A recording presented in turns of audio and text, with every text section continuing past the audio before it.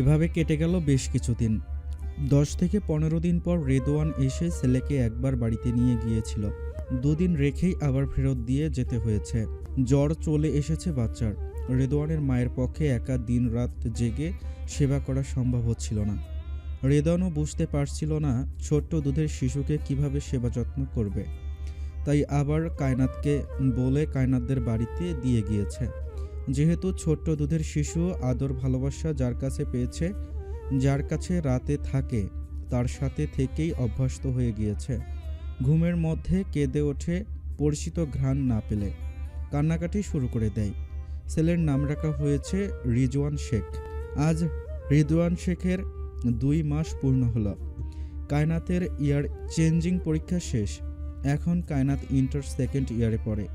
প্রথম কিছুদিন ক্লাস করতে হবে না খুব একটা, তাই দিনের বেলাতে কায়নাত রিজওয়ানকে দেখাশোনা করে আর আফিয়া ভার্সিটিতে যায়। ভার্সিটি থেকে এসেই সব কিছু আফিয়া নিজের হাতে সামলায়। আজ ভার্সিটি থেকে আসতে আসতে একটু লেট হয়ে গিয়েছে আফিয়ার। রাস্তায় গাড়ি পাচ্ছিল না, অনেকক্ষণ ধরে রিকশার জন্য দাঁড়িয়ে আছে আফিয়া। হঠাৎ করে রেদওয়ান দেখতে পেল আফিয়া রাস্তায় দাঁড়িয়ে আছে। রেদওয়ান বোনের বাসাতেই যাচ্ছিল বাবুকে দেখার জন্য। পথে দেখা হয়ে গেল আফিয়ার সাথে। আফিয়াকে দেখে রেদওয়ান গাড়ির ড্রাইভারকে বলল গাড়ি সাইড করতে। রেদওয়ান গাড়ি থেকে নেমে আফিয়ার সামনে এসে বলল, তুমি এখানে বাসায় যাচ্ছ বুঝি? আচ্ছা চলো, আমি তোমাকে সাথে করে নিয়ে যাচ্ছি। আমিও তোমাদের বাসায় আমার বাবুকে দেখতে যাচ্ছিলাম। আফিয়া কোনো কিছু বলল না। যেহেতু বাসায় যাবে তাহলে একসাথে যাওয়াই বেটার। এমনিও গাড়ি পাচ্ছিল না, তাই আফিয়া এদিক ওদিক না তাকিয়ে চুপচাপ গাড়ির পিছনে ছিটে উঠে বসল। গাড়িতে উঠেই বলল, জি ধন্যবাদ। রিদওয়ান বলল, ধন্যবাদ তো আমার তোমাকে দেওয়া উচিত। যেভাবে তুমি আমার ছেলের এত টেক কেয়ার করছো, নিজের মেয়ের যত্ন নিচ্ছ, লেখাপড়া করছো, আসলে তোমার উপর আমি অনেক বোঝা চাপিয়ে দিয়েছি। কিন্তু আমি কি করব বলো? বাসায় আমার এরকমের সাপোর্ট সিস্টেম নেই। আমার জীবনে এমন একটা অ্যাক্সিডেন্ট ঘটে গিয়েছে, তোমরা সবই জানো। তাই তোমাদের নতুন করে বলার কিছু নেই। সব কিছুর জন্য তোমাদেরকে ধন্যবাদ। হয়তো অন্য কোনো ফ্যামিলি হলে কায়নাতের এমন সিদ্ধান্তে কেউ কখনো মেনে নিত না, কিন্তু তোমাদেরকে আসলে আমরা আত্মীয় হিসেবে পেয়ে অনেক সৌভাগ্যবান। কলিং বেল বাজতেই ছোট্ট রিজওয়ানকে কোলে নিয়ে কায়নাত এসে দরজা খুলল। দেখল রেদওয়ান ও আফিয়া একসাথে এসেছে। আফিয়া ঘরে ঢুকেই রেজওয়ানকে কোলে নিয়ে আদর করতে করতে ভেতরে ঢুকে গেল। কায়নাত হেসে বলল, ভাইয়া তুমি কোথা থেকে এলে? আর আফিয়া আপুকে কোথায় পেলে? বলছি আগে ভিতরে তো আসতে দে। তারপর কায়নাতের হাতে কিছু প্যাকেট ধরিয়ে দিয়ে বলল, এইগুলো তোমাদের জন্য, আর এই প্যাকেটটা বাবুর জন্য। রাস্তা দিয়ে আসছিলাম বাবুর সাথে দেখা করার জন্য। দূর থেকে দেখলাম মাফিয়া হয়তো রিক্সার জন্য ওয়েট করছিল, তাই আসার সময় নিয়ে আসলাম। ভালো করেছো, তুমি বসো, আমি তোমার জন্য একটু চা কফি করে নিয়ে এসেছি। বলেই কায়নাত রান্নাঘরের দিকে চলে গেল। এদিকে সোফায় বসে আছে আফিয়া রিজওয়ানকে নিয়ে। রেদওয়ান একটু উঠে এসে আফিয়ার থেকে একটু দূরত্ব রেখেই সামনে এসে বলল, আমাকে একটু দেয়া যাবে রিজওয়ানকে? জি অবশ্যই দেওয়া যাবে। আপনার ছেলে আপনি নেবেন না মানে? নিন। বলেই আফিয়া উঠে রেদওয়ানের কাছে এসে রিজওয়ানকে কোলে তুলে দিল। এমন সময় টুকটুক করে হেঁটে আসলো অরিন। আফিয়া দৌড়ে গিয়ে অরিনকে কোলে নিয়ে গালে চুমু খেয়ে বলল, মাম্মা কি আমাকে মিস করেছে আজকে? অফিস থেকে চলে আসলো আমির। যেহেতু সন্ধ্যা হয়েছে, অফিস থেকে এসে রেদওয়ানের সাথে কুশলাদি বিনিময় করলো। সেলিনা বেগম ও সবাই একসাথে বসে চা নাস্তা করলো। রেদওয়ান বলল, আন্টি, আপনাদের উপর আমি খুব পরিশ্রমের কাজ দিয়ে ফেলেছি, কষ্ট দিচ্ছি সবাইকে, কিন্তু আমি ক্ষমা চাইলে অপরাগ। এতটুকু কষ্ট আমি আপনাদেরকে দিব। আমাকে আপনাদের ছেলে মনে করে আমার এই কষ্টটুকু স্বীকার করে নিন দয়া করে। সেলিনা বেগম বললেন, কিসব বলছো বাবা? কষ্ট হবে কেন? আমরা এতগুলো মানুষ মিলে ছোট্ট একটা বাচ্চাকে রাখছি। এ তো অনেক পুণ্যের কাজ বাবা। আমরা তো জানি তোমার বাড়িতে কেউ নেই, বিয়াই অসুস্থ। ওনার একার পক্ষে একটা বাচ্চাকে এই বয়সে এসে সামলে রাখা কতটুকু কষ্টের, এটা তো আমরা বুঝতে পারি। তুমি কোনো টেনশন নিও না, বাবু এখানেই থাকুক। দেখতে দেখতে অরেনের সাথে বড় হয়ে যাবে, বুঝতেই পারবে না। সবাই হাতে হাতে সামলে নেবে। আত্মীয় যদি আত্মীয়ের বিপদে পাশে না থাকে, তাহলে সে কেমন আত্মীয় বলো? এভাবেই কেটে গেল আরও 4 মাস। আজ রিজওয়ানের 6 মাস পূর্ণ হলো। 6 মাস উপলক্ষে কায়নাত প্ল্যান করেছে ছোট্ট একটা কেক কাটবে। কেকটা সে নিজেই বানাবে, তাই সবাইকে যথারীতি সন্ধ্যায় দাওয়াত দেওয়া হলো। আমিরও সন্ধ্যায় আসবে আজকে। অফিসে তেমন কাজের চাপ নেই, তাই আমির বলে দিয়েছে সন্ধ্যার আগে চলে আসবে। 4টার মধ্যে কেক বানানো শেষ করে কেকটাকে ফ্রিজিং করে কায়নাত গেল ওয়াশরুমে। গোসল করে ফ্রেশ হয়ে বের হবে। ইতোমধ্যেই চলে এসেছে আমির। এসে রুমে কোথাও কায়নাতকে পেল না। ওয়াশরুমে পানির শব্দ হচ্ছে এবং দরজা লাগানো দেখে বুঝতে পারছে কায়নাত ওয়াশরুমে গোসল করছে। আমির ঘরের দরজা লাগিয়ে আলমারি থেকে একটা ট্রাউজার আর একটা টি শার্ট নিয়ে টাওয়ালটা নিয়ে ওয়াশরুমের দরজায় নক করা শুরু করলো। কায়নাত ভেতর থেকে বলল। কে? আমির কোনো কথাই বলল না, আবারও দরজা নক করলো। কায়নাত ভাবলো হয়তো আফিয়া এসেছে, তাই কোনো কিছু না বুঝেই দরজা হালকা খুলে মাথা কোনোমতে বের করলো। সুযোগ পেয়েই আমির সাথে সাথে দরজা হাট করে খুলে ওয়াশরুমের ভেতরে ঢুকে দরজা লাগিয়ে দিল। কায়নাত চিৎকার দিয়ে উঠবে তার আগেই আমির কায়নাতের মুখ হাত দিয়ে চেপে ধরে বলল। চুপ। শ্। চিৎকার করছে কেন? সবাই শুনে ফেলবে। কি মনে করবে বলো তো? উম, উম, কায়নাতের শব্দ শুনে আমির হাত ছেড়ে দিয়ে বলল। কি বলবে বলো। কায়নাত বলল। আপনি ওয়াশরুমে কেন এসেছেন? এখন সবাই দেখলে কি বলবে? আমির বলল। তুমি আমি ওয়াশরুমে আছে, এটা সবাই দেখবে কেন? কায়নাত বলল। ওমা, দেখবে না রুমের দরজা খুলে যে কেউ চলে আসতে পারে তখন? আমির বলল। জি না, চলে আসতে পারে না। রুমের দরজা লক করে দিয়ে এসেছে, তাই ওয়াশরুমের ভিতরে তুমি আমি আছি, এটা কেউ দেখতে পারবে না। কায়নাত গায়ে ওড়না সুন্দর করে পেঁচিয়ে বলল। কিন্তু আপনি ওয়াশরুমে কেন এসেছেন? এতক্ষণ কায়নাতের ভেজা শরীরে দৃষ্টি পড়ল আমিরের। আমির ধীরে ধীরে মোহস্বন্ন আওয়াজে বলল। ওয়াশরুমে মানুষ কি করতে আসে? গোসল করতে আসে। আমিও গোসল করতে এসেছি। তুমি কি ভেবেছ আমি তোমার সাথে ওয়াশরুমে কিছু করতে এসেছি? অবশ্য ভাবলে ভুল কিছু হবে না। সুযোগ যখন পেয়েছে কিছু করতেই পারি, কি বলো? যদিও মুড ছিল না, কিন্তু তুমি চাইলে করতে পারি। শুনুন, বাজে কথা বলবেন না। আমার গোসল প্রায় শেষ, এখন বেরোবো আমি। যান। বলেই কায়নাত টাওয়াল হাতে নিবে তার আগেই আমির কায়নাতের হাত ধরে ফেলল। বলল। আমি যখন ওয়াশরুমে এসেছি, যতক্ষণ আমার না হবে ততক্ষণ বের হতে পারবে না। কায়নাত তাকিয়ে রইল আমিরের দিকে। আমির আরেকটু ঝুঁকে এসে কায়নাতের কানে ফিসফিস করে বলল। আমি কি তোমাকে অনুমতি দিয়েছি? মনে নেই কি বলেছিলাম? যখন যে মুহূর্তে যেভাবে চাইব সেভাবে তুমি নিজেকে দিতে প্রস্তুত থাকবে, নাহলে ফেরেশতারা অভিশাপ দেবে তোমাকে। কথাটা শুনেই কায়নাত কোনো রিয়াকশন করবে তার আগেই আমির কায়নাতের ঠোঁটজোড়া দখল করে নিল। এক হাত দিয়ে চেপে ধরল কায়নাতের হাত দুটো, যেন নড়তে না পারে। আরেক হাত চলে গেল আমিরের কায়নাতের উন্মুক্ত কোমরে। কোমর চেপে ধরে কায়নাতকে আরেকটু কাছে এনে শরীরের সাথে লাগিয়ে আরও গভীরভাবে কিস করতে লাগলো কায়নাতকে। এভাবে কিছুক্ষণ ছটফট করতে করতে কায়নাতও ধীরে ধীরে সাড়া দিতে লাগলো আমিরের আহ্বানে। দুজন যেন পরম ভালোবাসায় একে অপরের মধ্যে বিলীন হয়ে যেতে লাগলো। কায়নাতের বুকের ভাঁজে মুখ ডোবালো আমির। কায়নাতের সারা শরীরে শিহরণ জেগে ওঠে। আমির পরম আবেশে উষ্ণ ভালোবাসার স্পর্শে কায়নাতকে মাতাল করে দিল। শাওয়ারের ট্যাপ থেকে পড়া পানির শব্দ যেন আমিরকে আরও উন্মাদ করে তুলল। কায়নাতকে সম্পূর্ণ নিজের দখলে নিল আমির। এক ঝটকায় কায়নাতকে তুলে দেওয়ালের সাথে চেপে ধরল আমির। আমির দীর্ঘ সময় চুম্বনের পর কায়নাতের দিকে তাকালো। কায়নাত দু পা দিয়ে পেঁচিয়ে রেখেছে আমিরের কোমর। আমির আর এক মুহূর্ত নিজেকে সংযত করল না, ডুব দিল কায়নাতের মাঝে। কায়নাতও যেন আমিরের ভালোবাসার স্রোতে গা ভাসিয়ে দিল। পানির কল থেকে পড়া টুপটাপ পানির শব্দ আর কায়নাতের হালকা গঙ্গানি আর চাপার শীতকারের শব্দ মিলেমিশে এক মধুর আওয়াজ সৃষ্টি করলো ওয়াশরুমের ভেতরে, যা আমিরকে আরও পাগল করে দিতে লাগলো। প্রায় ঘন্টাখানিক পর একেবারে দুজনেই শাওয়ার নিয়ে বের হলো ওয়াশরুম থেকে। ড্রেসিং টেবিলের আয়নার সামনে কায়নাত দাঁড়িয়ে দাঁড়িয়ে টাওয়াল দিয়ে চুল মুছছিল। আমির পিছনে এসে দাঁড়িয়ে কায়নাতকে পেছন থেকে কোমর জড়িয়ে ধরে বলল। থ্যাংক ইউ জান। কায়নাত বলল। ধন্যবাদ কেন?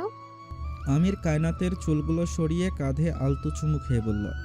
এই যে তুমি সবসময় আমার কথা শোনো, কখনো অবাধ্য হও না, এর জন্য। কায়নাত জিজ্ঞেস করল।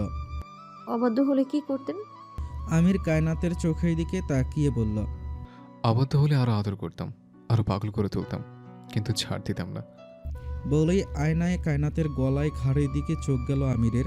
আমির দুষ্টু হেসে বলল, অনেকদিন পর তোমাকে আবার কিছু ভালোবাসার চিহ্ন দিয়েছে, মলম লাগিয়ে দিচ্ছে, দাঁড়াও, ঠিক হয়ে যাবে। আজকে সবাই আসবে, মাথায় ঘোমটা দিয়ে রেখো। মলম লাগাতে লাগাতে বলল আমির। তারপর সযত্নে কায়নাতের চুলগুলো মুছে দিয়ে হেয়ার ড্রায়ার দিয়ে চুলগুলো শুকিয়ে দিল, যাতে দুজন একসাথে নিচে গিয়ে কোনো লজ্জার মুখে পড়তে না হয়। আমির ও কায়নাতের রেডি হয়ে নিচে নামতে নামতে একেবারে সন্ধ্যা 6টা বাজলো। কায়নাত একটু আগে এসেই রান্নাঘরে গিয়েছে। রান্নাঘরে কায়নাতকে দেখে আফিয়া জিজ্ঞেস করলো, গোসল হলো তবে? পাক্কা 2 ঘন্টা লাগালে গোসল করতে ভাবি। কায়নাত লজ্জায় কিছু বলল না, মাথা নত করে রইল। আফিয়া ভালো করে জানে কেন দেরি হয়েছে। কায়নাতকে একটু কনুই দিয়ে ঘুঁতো মেরে হেসে বলল, ভাইয়া বুঝি অনেক আদর করেছে আজকে, তাই নিচে নামতে ইচ্ছে হচ্ছিল না? ছি, অনেক বাজে কথা বলো তুমি, ভালো হচ্ছে না কিন্তু। বলে একটু মেকি রাগ দেখিয়ে দূরে সরে গেল কায়নাত। আফিয়া কায়নাতের অবস্থা দেখে মুসকে মুসকে হাসল। তারপর মনে মনে বলল, ওদের ভালোবাসায় কারো নজর না লাগুক আল্লাহ।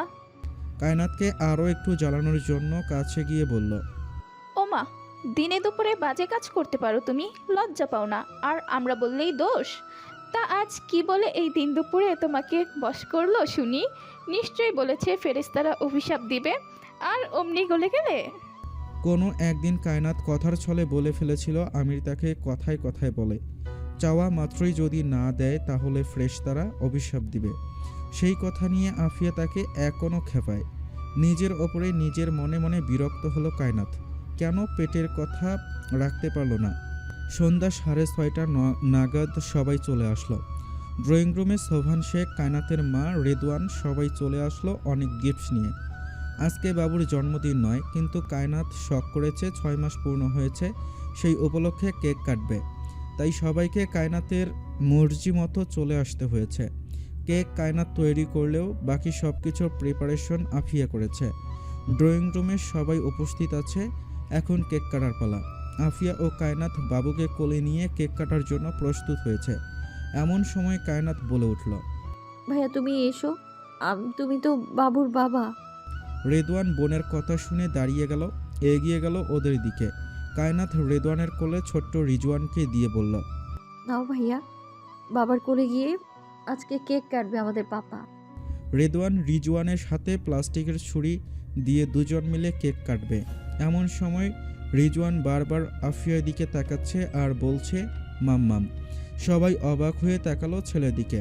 6 মাস পূর্ণ হয়েছে, এই প্রথম ছেলে মুখ দিয়ে একটা শব্দ বের করেছে, মাম্মাম, তাও আফিয়ার দিকে তাকিয়ে। সোভান শেখ ও কায়নাতের মা এক দৃষ্টিতে তাকিয়ে রইল রিজওয়ান ও আফিয়ার দিকে। কিভাবে রিজওয়ান আফিয়ার দিকে তাকিয়ে মাম্মাম করছে। সোভান শেখ তাকালো তার সহধর্মিনীর দিকে, কিন্তু কিছু বলল না মুখ ফুটে। কায়নাত মাঝখান থেকে সরে গিয়ে আফিয়াকে বাবুর সাথে দাঁড় করিয়ে দিল। আফিয়া ও রেদওয়ান দুজনে একটু ইতস্তত বোধ করছে। বাবুকে কোলে নিয়ে দুইজন এমনভাবে দাঁড়িয়েছে যেন দুজন বাবুর বাবা ও মা। অন্য সবারও একটু দৃষ্টিতে লাগছে বিষয়টা। আমির এক দৃষ্টিতে তাকিয়ে রইল দুজনের দিকে, কিন্তু মুখ ফুটে কায়নাতকে কিছু বলতে পারল না। শোভান শেখ এবং তার সহধর্মিনী একে অপরের দিকে চাওয়াচাওয়ি করছে। ইতস্তত বোধের মধ্যেও কেক কাটা শেষ করেই আফিয়া দ্রুত সেই স্থান প্রস্থান করল। তারপর রান্নাঘর থেকে প্লেট নিয়ে এসে সবার জন্য কেক সার্ভ করা শুরু করলো। কেক খাওয়া শেষে সোভান শেখ, কায়নাতের মা, রেদওয়ান বাবুকে আদর করে কিছুক্ষণ গল্প করে চলে যেতে চাইলেও আমিরের মা কোনোভাবে যেতে দিতে রাজি না। আজ তারা সবাই একসাথে ডিনার করবে, যেই ভাবা সেই কাজ। চাইলেও আর যেতে পারল না। বেআইনের মন রক্ষা করতেই হলো। বাবুকে রেদওয়ানের কোলে দিয়ে কায়নাত ও আফিয়া গেল রান্নাবান্নার আয়োজন করতে। প্রায় ঘন্টাখানেক সময় শেষে রান্নাবান্নার আয়োজন শেষ হলো। এতক্ষণ সময় তারা সবাই ড্রয়িং রুমে আড্ডা মেরেছিল। রান্না প্রায় শেষের পথে। এমন সময় রিজওয়ান কান্না করে উঠল। অরিনের সাথে খেলা করছিল। অরিনের বয়স এখন 2 বছরের ওপরে, টুকটাক কথা বলতে পারে। রিজওয়ান কান্না করতেই আফিয়া অভ্যাসবশত রান্নাঘর থেকে দৌড়ে এলো কি হয়েছে দেখার জন্য। এসে দেখলো আফিয়ার দিকে তাকিয়ে রিজওয়ান মাম্মাম বলে হাত মেলে ধরেছে। আফিয়া এসে কারো দিকে কিছু না বলে বাবুকে কোলে তুলে নিল। রেদওয়ান তাকিয়ে রইল রিজওয়ান ও আফিয়ার দিকে, তারপর বলল, ও কান্না করছে কেন? কি হয়েছে? আফিয়া ইতস্তত বোধ করে বলল, বাবুর ক্ষুধা পেয়েছে, আমি ওকে ঘর থেকে খাইয়ে নিয়ে আসি। ফিডার তৈরির দুধ এবং সব উপকরণ উপরে আছে, তাই কোনো সমস্যা হবে না। বলে রিজওয়ানকে কোলে নিয়ে আফিয়া ওপরে চলে গেল। এদিকে অরিন কান্না করা শুরু করলে রেদওয়ান অরিনকে কোলে তুলে নিয়ে বলল, কি হয়েছে আম্মু? কান্না করছো কেন? ছোট অরিন বলল। মাম্মা যাব, মাম্মা যাব, মাম্মা। রেদওয়ান অরিনকে কোলে নিয়ে বলল। চলো আমি তোমাকে দিয়ে আসি মাম্মার কাছে। বলেই অরিনকে কোলে তুলে নিয়ে ওপরের দিকে হাঁটা ধরলো রেদওয়ান। ওপরে এসেই কনফিউজড হয়ে গেল রেদওয়ান কোন রুমে যাবে। অরিন তো ছোট, জিজ্ঞেস করবে কি করে না বুঝতে পারল না। অরিনকে জিজ্ঞেস করবে তার আগে অরিন হাত দিয়ে ইশারা দিয়ে দেখিয়ে দিল আরেকটু সামনের রুমে। রেদওয়ান ওর ইশারা অনুযায়ী সামনে গিয়ে দরজায় নক করলো। আফিয়া ভাবলো হয়তো কায়নাত এসেছে। দরজার দিকে না তাকিয়ে বলল, দরজা খোলা আছে, এসো। রেদওয়ান একটু অপ্রস্তুত হলো, গলা খাকারি দিয়ে কেশে বলল, আমি রেদওয়ান শেখ, আমি কি ভিতরে আসতে পারি? আফিয়া বাবুকে বিছানায় শুইয়ে শুইয়ে ফিটার দিয়ে দুধ খাওয়াচ্ছিল। এমন সময় রেদওয়ানের কণ্ঠ শুনতে পেয়ে তড়িঘড়ি করে বিছানায় উঠে বসল। তারপর নিজেকে ঠিকঠাক করে বলল, জি আসুন, দরজা খোলা আছে। রেদওয়ান শেখ ইতস্তত বোধ করলেও দরজা খুলে ভেতরে ঢুকলো। ঢুকেই রুমের চারপাশটায় চোখ বুলালো। দেখলো ছোট্ট পরিপাটি করে সাজানো সুন্দর একখানা গোছানো রুম। এই রুমেই তার ছেলে গত 6 মাস ধরে আছে। রুমটা দেখে খুব ভালো এবং পরিষ্কার পরিচ্ছন্ন লাগলো রেদওয়ানের কাছে। রুমে ঢুকেই অরিন দৌড়ে গিয়ে আফিয়ার কাছে গেল। আফিয়া অরিনকে কোলে নিয়ে বলল। কি হয়েছে মাম্মা? ছোট্ট অরিন বলল। অরিন বাবু ভাইয়া খেলে। আফিয়া অরিনের কথা বুঝতে পারলেও অরিনের আধো আধো বল রেদওয়ান বুঝতে পারেনি, তাই উৎসুক হয়ে জানতে চাইল। কি বললো অরিন? আমি তো কিছুই বুঝতে পারলাম না। তুমি কি করে বুঝলে? আফিয়া বলল, আমি যে ওর মা, সারাক্ষণ ওর সাথে থাকি, ওর সাথে কথা বলি। ওর মনের কথা আমি না বুঝতে পারলে কে বুঝতে পারবে? রেদওয়ান বলল। দুটো বাচ্চা একসাথে রাখতে তোমার খুব কষ্ট হচ্ছে তাই না আফিয়া? অরিনও ছোট্ট, অরিনেরও তোমাকে প্রয়োজন। আর আমার রিজন তো একদমই দুধের শিশু, ওকে রাখতে তোমার আরও বেশি কষ্ট হচ্ছে। সাথে তোমার পড়াশোনা, অনেক ঝামেলায় ফেলে দিয়েছে তোমাকে তাই না? প্রথম কয়েকদিন মা অসুস্থ থাকার কারণে তোমাদের কাছে রেখেছিলাম, কিন্তু এখন রিজওয়ান এমন অভ্যস্ত হয়ে গেছে যে ওকে ও বাড়িতে নিলে অসুস্থ হয়ে যাচ্ছে, তোমাকে বা তোমাদের ছাড়া থাকতে পারছে না। আর আমি চাইলে ওকে সেভাবে সময় দিয়ে রাখতে পারছি না। বাবার বয়স হয়েছে, ব্যবসা বাণিজ্য সব আমাকে দেখতে হয়। কাজের লোকের কাছে বাচ্চা রেখে মন সায় দেয় না। এমনিতে ছেলেটা আমার অভাগা, জন্মের পর তার মাকে পেল না। তবে ওর ভাগ্য ভালো, এতটুকু বলতে হবে। তোমাকে পেয়েছে মায়ের মতন করে, তুমি ওকে যত্ন করে লালন পালন করছো। আমি তোমাদের প্রতি সারা জীবন কৃতজ্ঞ থাকব। এমন সময় রিজওয়ান কেঁদে উঠল। আফিয়া তড়িঘড়ি করে রিজওয়ানকে কোলে নিয়ে কান্না থামানোর চেষ্টা করতে লাগলো। এই প্রথমবার রেদওয়ান মুগ্ধ দৃষ্টিতে তাকিয়ে আছে আফিয়া ও রিজওয়ানের দিকে। অরিন বিছানায় বসে আফিয়া ও রিজওয়ানকে দেখে হাত পা উপরে করছে, তাই রেদওয়ান ছুটে এসে অরিনকে কোলে তুলে নিয়ে বলল, এই যে আঙ্কেল কোলে নিয়েছে, ভাইয়া কান্না করছে, তাই মাম্মাম কান্না থামাচ্ছে। তুমি আমার কাছে আসো শোনা। বলেই অরিনকে কোলে তুলে নিল রিদওয়ান। আফিয়াকে বলল, তাহলে আমি নিচে যাই, তুমি ওকে নিয়ে আসো নিচে, কেমন? আফিয়াও সাথে সাথে রিজওয়ানকে কোলে নিয়ে বলল। রিজওয়ানের খাওয়া হয়ে গিয়েছে, চলুন নিচে যাই। দুজনে একসাথে রুম থেকে বের হলো। দুজনের বাচ্চাকে কোলে নিয়ে রুম থেকে বের হলো। সিঁড়ির কাছে আসতেই আমির তাকিয়ে রইল দুজনের দিকে। হঠাৎ কায়নাত আমিরের কানে ফিসফিস করে বলল, দেখুন, মনে হচ্ছে বাবা মা 2 সন্তান সহ পরিবার নেমেছে। ভালো মানিয়েছে না? হঠাৎ করেই আমির ঘাড় ঘুরিয়ে তাকালো কায়নাথের দিকে। কায়নাতের কথাটা ঠিক হজম করতে পারছে না। এক দৃষ্টিতে তাকিয়ে রইল কায়নাতের দিকে। কায়নাত আসলে কিছু বুঝে বলেনি। ওদেরকে দেখে এই মুহূর্তে ঠিক কায়নাতের যা মনে হয়েছে কায়নাত তাই বলেছে।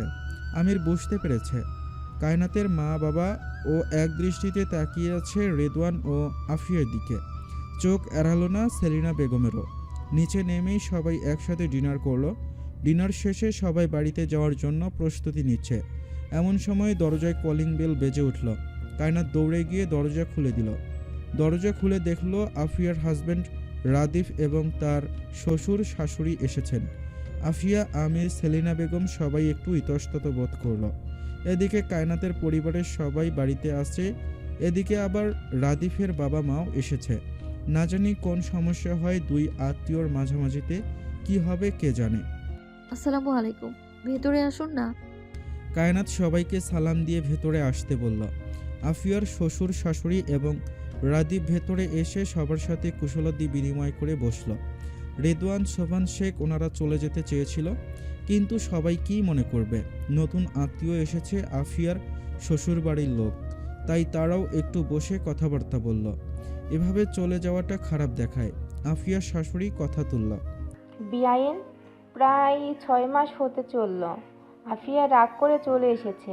স্বামী স্ত্রীর মধ্যে অনেক কিছুই হয়, কিন্তু তাই বলে একেবারে চলে আসবে, সংসার করবে না? এটা কি ধরনের কথা? শুনেছি ভার্সিটিতে ভর্তি হয়েছে। আমাদের কাউকে তো কিছু জানানোর প্রয়োজন মনে করেনি। আমরা তো এখনও ওর শ্বশুরবাড়ির লোকজন, আমাদের অনুমতি তো নেওয়ার প্রয়োজন ছিল, তাই নয় কি? সেলিনা বেগম কিছু বলবে তার আগেই আমির বলল। কথা যখন সবার সামনে তুলেছেন আন্টি, তখন উত্তরটা সবার সামনেই শুনুন। আপনারা কি জানেন আপনার ছেলের অন্যায়টা কি? কেন আফিয়া চলে এসছে? ওদের দুজনের মধ্যে সংসারে কী ধরনের টানাপোড়েন চলছিল? সব কিছু জেনে শুনে প্রশ্ন করেছেন তো আন্টি? কায়নাতের মা বাবা রেদওয়ান মোটামুটি কিছুটা জানতো, কিন্তু আজ তাদের সামনে খোলাসা করে আলোচনা হওয়ার কারণে সবাই সব কিছু জানতে পেরেছে। আর যেহেতু তারা পরিবারের সদস্যই মনে করে একে অপরকে, তাই আমির আর রাগঢাক রেখে কিছু বলার প্রয়োজন মনে করল না। রাদীপ বলল, স্বামী স্ত্রীর মধ্যে অনেক কিছুই হয়, তাই বলে কি একেবারে চলে আসবে? আমির বলল, ব্যাপারটা কি শুধু স্বামী স্ত্রীর মধ্যে ছিল? তুমি কি পুরোটা বলবে নাকি আমাকে বলতে হবে আসলে ঘটনাটা কি হয়েছে? আপনার ছেলের ব্যবসার নাম করে জুয়া খেলে, অনেক টাকা হেরেছে, এবং সেই টাকার জন্য সে আফিয়াকে চাপ দেয় যেন আফিয়া আমাদেরকে বলে, এবং আমরা যেন সেই টাকা আপনার ছেলেকে দিই। এ কথা কি আপনি জানতেন আন্টি? রাদিফের মা যেন ভুল কিছু শুনলেন, চট করে তাকালেন ছেলের দিকে। রাদিফের মা জানতেন ছেলে ব্যবসা করে লস খেয়েছে, কিন্তু এই টাকার জন্য আফিয়াকে চাপ দিবে বা এমন কোনো কথা ওনার কাছে জানা নেই। রাদিফের মা তাকালো রাদিফের বাবার দিকে। উনিও কথাটি শুনে যেন আশ্চর্য হয়ে গেলেন। তারপর আমিরের দিকে তাকিয়ে বলল, কিসব আবল তাবল কথা বলছো? আমরা ওকে ব্যবসা করার জন্য টাকা দিয়েছি, ব্যবসায় লস হয়েছে, আমরা তো ওকে কোনো চাপ দিইনি। কিসের জোয়ার কথা বলছো? কিসের টাকার চাপের কথা বলছো? আমির বলল। আপনার ছেলেকে জিজ্ঞেস করুন। রাদিফের মা বললেন, কি হয়েছে আমাকে খুলে বলো আমিও শুনি। দুজনের মধ্যে এমন কি হয়েছে যে আমরা কেউ কোনো কিছু জানতে পারলাম না? আমার ছেলে তো আমাদের কিছু বলেনি, তাহলে তোমার মুখ থেকে শুনি। আমির প্রতি উত্তরে বলল, আপনার ছেলে ব্যবসার নাম করে জুয়া খেলে অনেক টাকা হেরেছে, এবং সেই টাকার জন্য আফিয়াকে চাপ দেন যেন আফিয়া আমাদেরকে বলে, এবং আমরা যেন সেই টাকা আপনার ছেলেকে দিই। এ কথা কি আপনি জানতেন আন্টি? আপনার ছেলেকে জিজ্ঞেস করুন আপনার ছেলেকে আন্টি কেন আফিয়াকে দিনের পর দিন টাকার জন্য চাপ দিয়েছে। আমি আসা মাত্রই টাকার জন্য আফিয়াকে বাপের বাড়িতে পাঠিয়ে দিয়েছে। আমার বোনকে আমি অবশ্যই টাকা দিতাম, অবশ্যই সাহায্য করতাম, যদি আমার বোন বা বোনের হাজব্যান্ড কোনো সত্যিকার অর্থে বিপদে পড়তাম। কিন্তু জুয়ার টাকা দিয়ে আমি আমার বোনের সংসার বাঁচাতে চাই না। সে টাকা দিয়ে আমি আমার বোনকে প্রতিষ্ঠিত করব, কারণ টাকা দিয়ে সব কিছু কেনা গেলেও ভালোবাসার সম্মান কেনা যায় না। আফিয়ার জন্য বিন্দুমাত্র সমান ভালোবাসা যদি রাদিফের মনে থাকতো, এই 6 মাস ও আফিয়াকে ছাড়া থাকতে পারতো না, এবং এখনো পর্যন্ত টাকার জন্য আফিয়াকে চাপ দিত না। অলরেডি 6 মাস হয়ে গিয়েছে। এই 6 মাসে কয়বার খোঁজ নিয়েছেন আপনারা? আজকে এসে বলছেন ও ভার্সিটিতে ভর্তি হয়েছে। আপনাদের কাছ থেকে কেন অনুমতি নেয়নি? আপনারা কয়বার দেখা করতে এসছেন? কেন বহু বাড়ি ছেড়ে চলে আসলো? বাড়িতে যাচ্ছে না? কয়বার আমাদের কাছে জানতে চেয়েছেন? আন্টি কয়বার ছেলের কাছে জানতে চেয়েছেন ওর ব্যবসার সম্পর্কে? ওনার ব্যবসা করে কেন তাহলে এদিক ওদিক ঘুরে বেড়াচ্ছে? ওর ব্যবসার আপডেট কখনো জানতে চেয়েছেন? ও কি করে না করে, কোথায় যায়, জানতে চেয়েছেন কখনো? 6 মাস ধরে তার স্ত্রী সন্তান বাড়িতে নেই, ও রাত করে বাড়ি ফিরে, সেটা কখনো কারণ জানতে চেয়েছেন? আজকে চলে এসছেন ছেলের কথাই বৌমার খোঁজ খবর নেওয়ার জন্য, বৌমা ভার্সিটিতে পড়ে এগুলো জানতে চাওয়ার জন্য। কোন অধিকারে জানতে এসছেন? হয়তো আমার কথা আপনাদের কাছে রুড মনে হবে, বেয়াদবি মনে হবে, কিন্তু মেয়ের বড় ভাই হিসেবে এতটুকু আমি জিজ্ঞেস করতে পারি না? 6 মাস কেন লাগলো আপনাদের বাড়িতে এসে জানতে? নাতনিকে দেখতে কয়বার এসছেন আপনারা? সেলিনা বেগম বললেন, দেখুন বিয়াই বাড়িতে এসেছেন, তাই আমরাও আপনাকে যথেষ্ট সম্মান করে সম্মানের সাথে কথা বলবো। কিন্তু আমার মেয়ে যে মানসিক চাপ সহ্য করে আপনাদের বাড়ি থেকে এসেছে, দিনের পর দিন অত্যাচারিত হয়ে এসেছে, সেটার খোঁজ কিন্তু আপনারা নেননি কখনো। আমি যদি আমার মেয়ের প্রত্যেকটা চোখের পানির ফোঁটার জবাব আপনার কাছ থেকে চাই, আপনি কি দিতে পারবেন? বিয়াই, কেন আপনার ছেলেকে জুয়া খেলতে হলো? কেন আপনার ছেলের জুয়ার টাকা আমার মেয়েকে দিতে হবে? কেন আমার ছেলেকে দিতে হবে? না হলে সংসার করতে পারবে না। এই কথা বলে দিয়েছে আপনার ছেলে। আমার ছেলের কষ্টের পারিশ্রমিক টাকা, আমার স্বামীর রিটায়ার্ড করা কষ্টের পারিশ্রমিক টাকা কেন আপনার ছেলের জুয়ার পেছনে খরচ করব বলতে পারেন? বেয়াই, এটাই কি শিষ্টাচার? এটাই কি আপনাদের শিক্ষা? আপনি মেয়ের মা হিসাবে কেমন চাইবেন আমি জানি না, তবে আমি মেয়ের মা হিসাবে এমন জামাই চাই না, যার জুয়া খেলার টাকা তার বউয়ের কাছ থেকে নিতে হয়, শ্বশুর বাড়ির কাছ থেকে নিতে হয়। এর চেয়ে ভালো আমার মেয়ে আমার বাসায় পড়েই থাকুক। তারপরে তো মাথার উপরে চাপ থাকবে না যে বোন জামাইয়ের জুয়ার টাকা আমার ছেলেকে কষ্ট করে পরিশ্রম করে ইনকাম করতে হয়। রাদিফের বাবা ও মায়ের মাথাটা নিচু হয়ে গেল। ছেলের এত কুকৃতি তারা জানতো না। জানতো ছেলে একটু খারাপ, কিন্তু এতটা উচ্ছৃঙ্খল হয়ে গিয়েছে তা ওনারা বুঝতে পারেনি। কি বলবে কিছুই বুঝতে পারছে না। ছেলের কথায় এসে ওনারাও হয়তো হতবিহ্বল হয়ে গেলেন। এত কিছু সহ্য করছে আফিয়া, কোনোদিনও কাউকে জানতে দেয়নি, বুঝতে দেয়নি। তাই সেলিনা বেগমের দিকে তাকিয়ে রাদিফের মা বললেন, বেয়ান, আমাকে ক্ষমা করুন, আমাদের আসলে ভুল হয়ে গিয়েছে আজকে এখানে আসা। আমি ছেলের মা হিসেবে বলছি, আমি ছেলে মানুষ করতে পারিনি, বাকিটা সিদ্ধান্ত এখন আপনাদের। রাদিফের বাবা বললেন, আপনি মেয়ের মা, আপনি আফিয়ার ভালোর জন্য যা সিদ্ধান্ত নেবেন তাই হবে। তবে আমরা শুধু এতটুকু চাই, মাঝে মধ্যে অরিনকে আমাদের সাথে দেখা করতে দেবেন। রাদিফের ব্যাপারে আমাদের আর কিছুই বলার নেই। আমরা হয়তো ভালো মা বাবা হতে পারিনি, তাই আমাদের ছেলে এরকম হয়েছে। যদি মানুষ করতে পারতাম তাহলে হয়তো এই দিন দেখতে হতো না আমাদের। রাদিফ হঠাৎ রেগে বলে উঠল, এতদিন সবকিছু ঠিকঠাক ছিল। যেই বেআইয়ের স্ত্রী মারা গেছে, অমনি ওনার সম্পদ দেখে পাগল হয়ে গিয়ে সবাই এখন এই সিদ্ধান্ত নিয়েছে আমার সাথে সংসার করতে দিবে না। কি এমন করেছি? নেশা করে প্রতিদিন এসে মারতাম নাকি অত্যাচার করতাম? আমি একটু লস খেয়েছি, টাকা চেয়েছি শ্বশুর বাড়ি থেকে, মানুষ চাইতেই পারে। আর তাছাড়া কায়নাথের বাবা মায়ের অনেক টাকা, অনেক ধনী পরিবার তারা, যদি কিছু দিত তাহলে তো সমস্যা হতো না।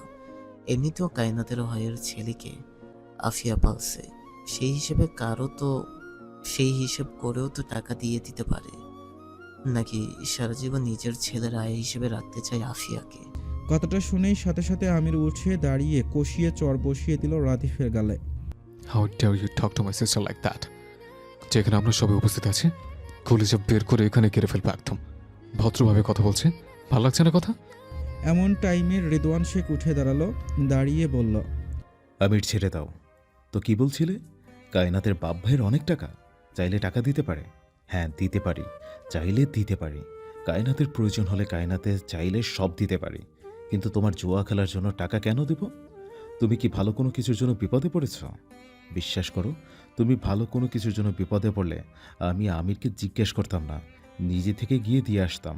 আর আমার বোনের শ্বশুরবাড়িতে দাঁড়িয়ে, আমাদের সামনে দাঁড়িয়ে তুমি এত বাজে বাজে কথা বলছো।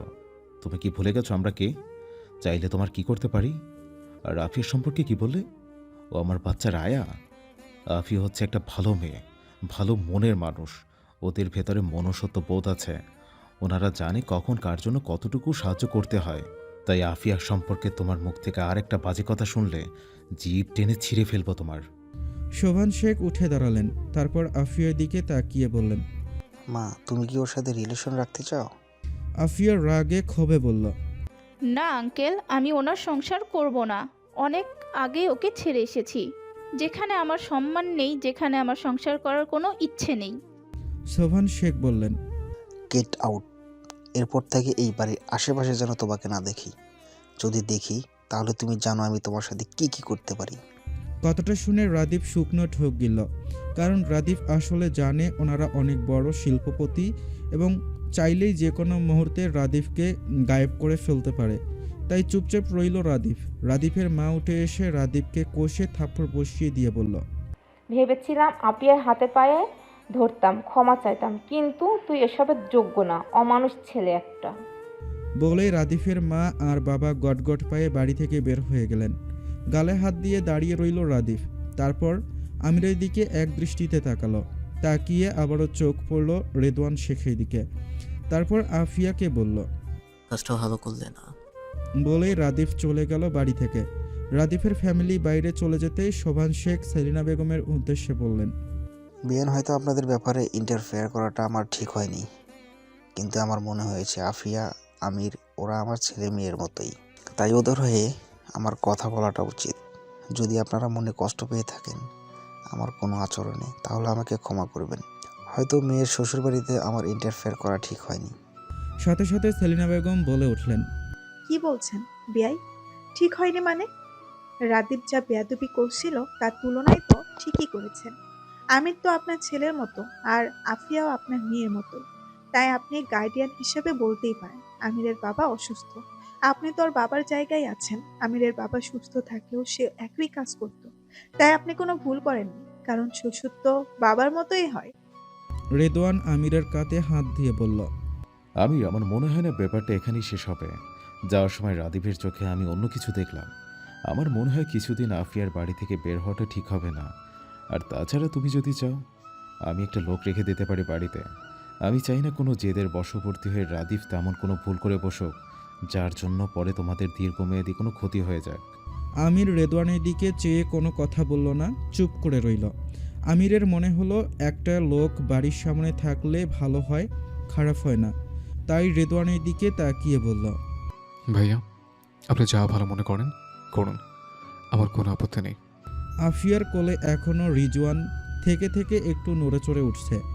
রেদওয়ান আফিয়ার সামনে গিয়ে ছেলেকে একটু কোলে নিল। তারপর রিজওয়ানকে পরম মমতায় চুমু খেয়ে বলল, বাবা আসি, পাপা আবার কালকে তোমাকে দেখতে আসবে সোনা। বলেই গালে চুমু খেয়ে আবার আফিয়ার কোলে দিয়ে দিল রেদওয়ান। তারপর কি মনে করে যেন আফিয়াকে বলল, নিজের দিকে খেয়াল রাখবে, আর একা বাইরে কোথাও যাবে না। কয়েকটা দিন ভার্সিটিতে যেও না। আর বাবুদের কিছু লাগলে আমি আগামীকাল আসবো, আমাকে লিস্টে দিয়ে দিও, আসার সময় নিয়ে আসবো। বাবুদের কথাটা শুনেই চট করে তাকালো রেদওয়ান শেখের দিকে। আফিয়া মনে মনে বলল, উনি কি অরিন ও রিজওয়ান দুজনের কথাই বললেন? এদিকে আফিয়াকে কথাগুলো বলছে কেউ শোনেনি। সবার একটু দূরেই আফিয়া ছিল। কথাগুলো বলেই বাহিরের দিকে প্রস্থান করলো শোভান শেখ ও রেদওয়ান। দুজন চলে যেতেই আমির আফিয়ার দিকে তাকিয়ে বলল, অরিন আর রিজওয়ানকে নিয়ে উপরে যাব না, অনেক খাটাখাটানো হয়েছে আজকে, কোনো চিন্তা করিস না, আমরা আছি তো। বলেই মায়ের দিকে তাকিয়ে বলল, আব্বুকে নিয়ে ভেতরে যা আম্মা, চিন্তা করো না, কোনো সমস্যা হবে না। তারপর কায়নাতকে নিয়ে আমিরও ওপরে চলে গেল। ওপরে যেতে যেতে কায়নাত বলল, আমার কেমন যেন ভয় ভয় করছে। ওনার চোখে মুখে দেখেছেন কেমন প্রতিশোধের আগুন ছিল। আমিরও দেখেছে, আমির খেয়াল করেছে, কিন্তু কায়নাত যাতে ভয় না পায় সেজন্য বলল, চিন্তা করো না, আমি আছি তো, আমি আছি, ভাই আছে, চিন্তা করো না, ইনশাল্লাহ সব কিছু ঠিক হয়ে যাবে। সবাইকে সান্ত্বনা দিলেও আমিরের টেনশন হচ্ছে। রাদীপের চোখে মুখে প্রতিশোধের যে আগুন দেখেছে তা নিয়ে একটু আশঙ্কায় আছে। তাই এটা নিয়ে রেদওয়ানের সাথে বাইরে কথা বলবে, বাসায় কাউকে কিছু বুঝতে দিবে না, মনে মনে ভাবলো আমির। এদিকে শোভান শেখ গাড়িতে বসে রেদওয়ানকে বললেন, সবথেকে ভালো অ্যাক্টিভ একটা লোককে কায়নাতের বাড়িতে লাগাও, 24 ঘন্টা যেন পাহারা দেয়, এরকমভাবে লাগিয়ে দাও। আমার রাফিদের আচার আচরণ ভালো ঠেকছে না। ও যেই খারাপ সঙ্গে মিশেছে সেখানে ওকে সাহায্য করার মতো কোনো লোক থাকবে না, তাই পারলে একজনের জায়গায় 2-3 জন দিয়ে দাও। ঠিক আছে বাবা। তারপর রেদওয়ান ফোন করে কাকে যেন ফোন দিল। তারপর বলল, 2টা খুব ভালো মানের দক্ষ বডিগার্ড লাগবে আমার, অল টাইম আমার বোনের বাসায় গার্ড দেবে, এবং আমি একটা লোকের নাম ছবি পাঠাবো। সেই লোক কোথায় যায়, কি করে না করে 24 ঘন্টার মধ্যে সব ডিটেলস আমাকে জোগাড় করে দেবে। এভাবে কেটে গেল 2 দিন। আফিয়া 2 দিন ভার্সিটিতে যায়নি। আমির অফিস থেকে সরাসরি বাসায় চলে এসেছে, কোথাও তেমন সময় নষ্ট করে না। এর মধ্যে রেদওয়ানের সাথে আমির আলাদা বাহিরে দেখা করেছে, তাদের মধ্যে কথা হয়েছে এবং রেদওয়ান লোক লাগিয়েছে যে খবর নিয়েছে রাদীপ কোথায় যায়, কি করে না করে সব ডিটেলস আমিরের সাথে আলোচনা করেছে। রেদওয়ান জানতে পেরেছে রাদীপের সঙ্গ ভালো নয়, বেশ কিছু খারাপ ছেলেপেদের সাথে মিশে মাদকের ব্যবসার সাথে জড়িত। এমন কিছু ছেলেপেলেদের সাথেও ওর যোগাযোগ আছে, হয়তো মাদক ব্যবসার সাথে জড়িয়ে গিয়েছে। তাই রেদওয়ান আমিরকে ক্লিয়ারলি বলে দিয়েছে, আফিয়া বা কায়নাত কেউ যেন এই কিছুদিন বাড়ি থেকে বের না হয়। পুরুষ মানুষ আমরা, বের হলে সমস্যা নেই, আমরা আমাদের ট্যাকেল দিতে পারবো। যে কোনো কিছুর প্রয়োজন হলে বাবুদের জন্য আমি নিয়ে আসবো। আফিয়া যেন বাইরে না যায়। সেই অনুযায়ী আফিয়ারা কেউ বাড়ি থেকে বের হচ্ছে না। আজ সন্ধ্যায় আসার কথা রয়েছে রেদওয়ানের। বাবুদের দুধ, টাওয়াল, প্যাম্পার্স, কিছু খেলনা এবং অরিনের জন্য প্রয়োজনীয় কাপড় চোপড়।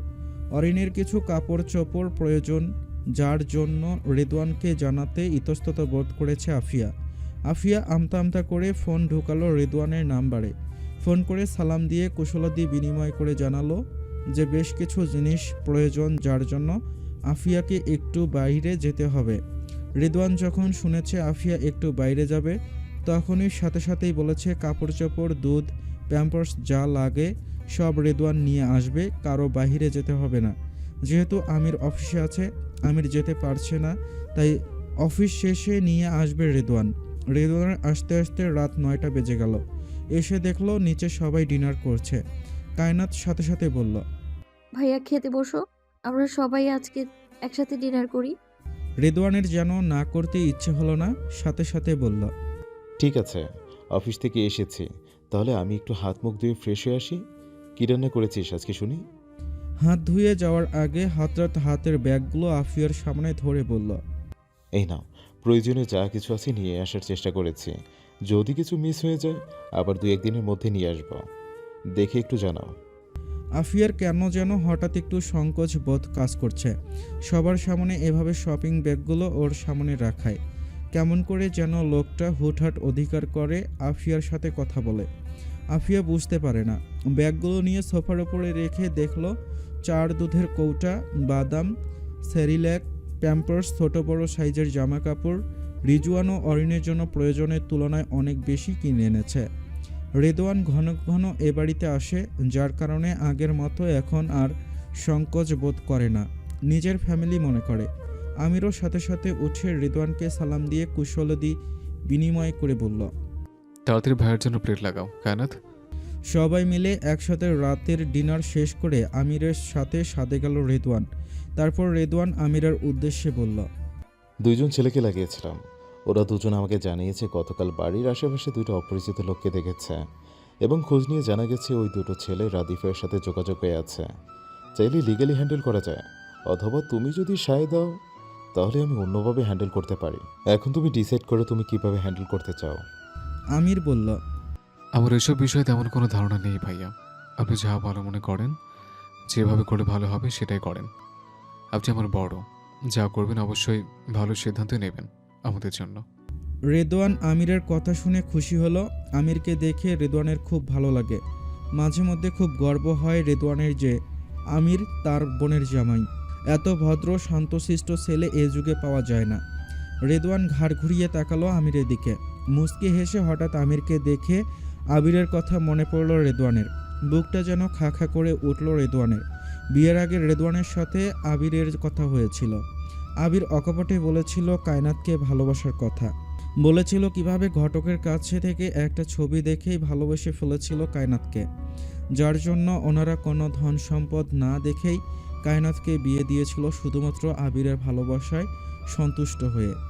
এ যুগে এসেও যাকে পছন্দ করে তাকে কোনোভাবে বিরক্ত না করে সরাসরি মেয়ের ভাইয়ের সাথে কথা বলেছিল আবির।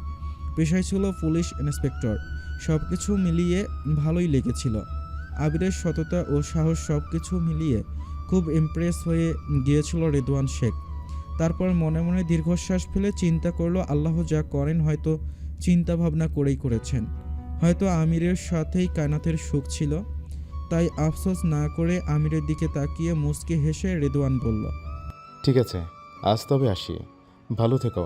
আর অপরিচিত কোনো নাম্বার থেকে ফোন আসলে উত্তেজিত হয়ে কথা বলো না, আমাকে সাথে সাথে জানিও। বলেই আমিরের কাছ থেকে বিদায় নিয়ে ছাদ থেকে নিচে প্রস্থান করলো রেদওয়ান। আমির রেদওয়ানের যাওয়ার দিকে তাকিয়ে রইল। আফিয়ার ভার্সিটি থেকে কল এসেছে, জরুরি একটা অ্যাসাইনমেন্ট জমা দিতে হবে।